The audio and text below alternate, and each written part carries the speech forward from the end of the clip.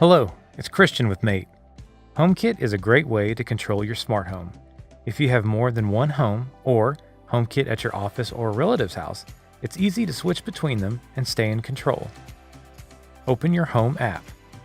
Select Home at the bottom of the screen. Select the house at the top left corner, then select the home you want to control. The Home app can switch automatically between your HomeKit homes based on your location. Select the house at the top left corner, then Home Settings. Make sure home switching is turned on. Next, ask Siri to open your location settings. Find the Home app in the list and select While using the app.